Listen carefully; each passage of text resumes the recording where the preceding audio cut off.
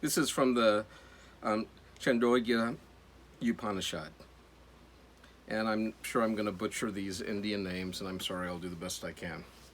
And these names have significance as well. When Savatiku was 12 years old, his father, Udalaka, said to him, Savatiku, you must now go to school and study. None of your family, my child, is ignorant of Brahman. And if you remember, Brahman is this idea of the high God, creator God.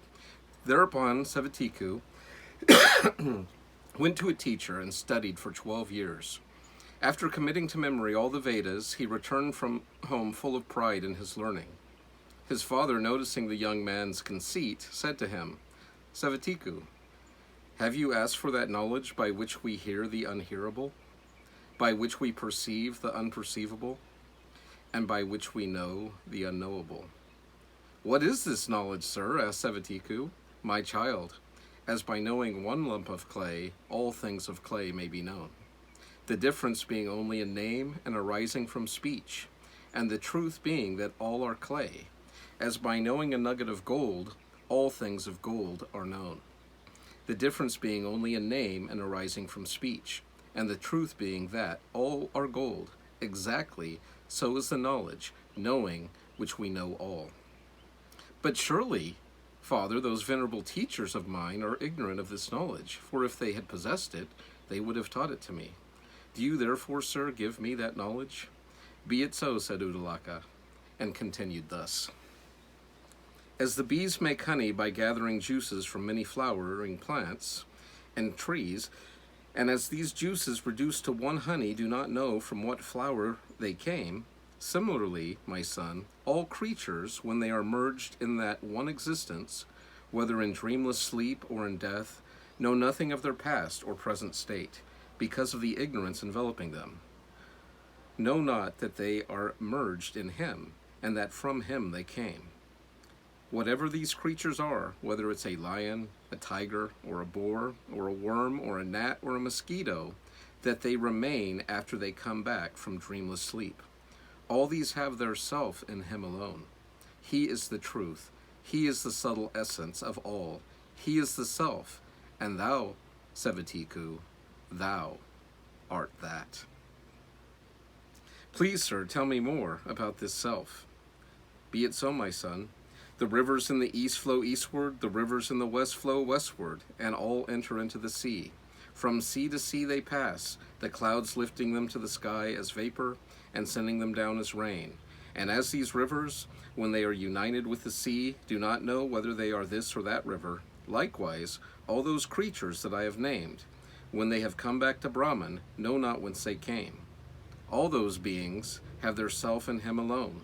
He is that truth. He is the subtle essence of all. He is the self. And that, Savatiku, thou art that.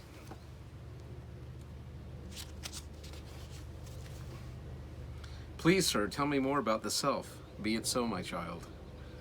Bring a fruit of the Nigdora tree. Here it is, sir. Break it open. It is broken, sir. What do you see?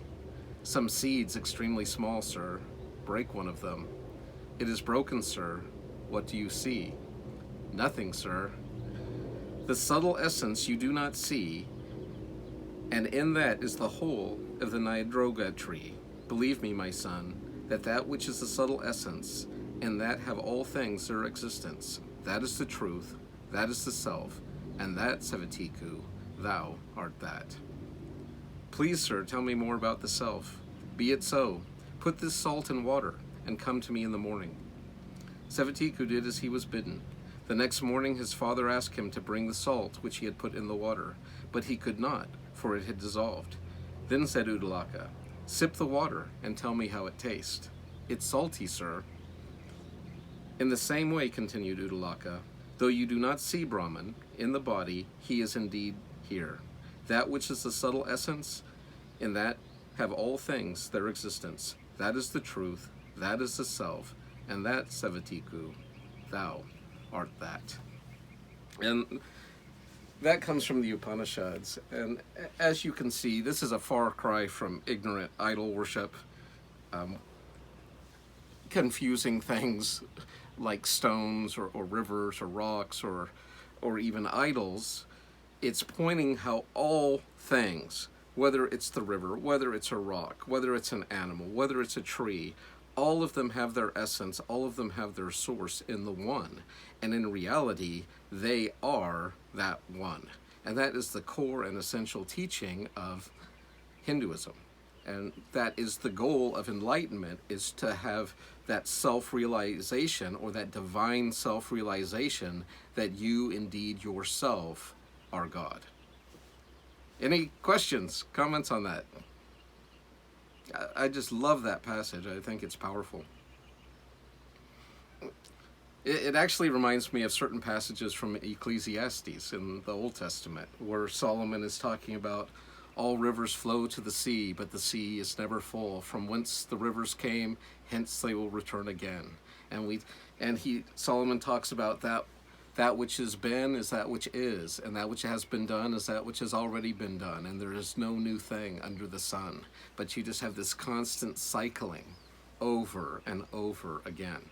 So in the West, we have more of a linear timeline, where we have a creation and a consummation, the beginning and the apocalypse.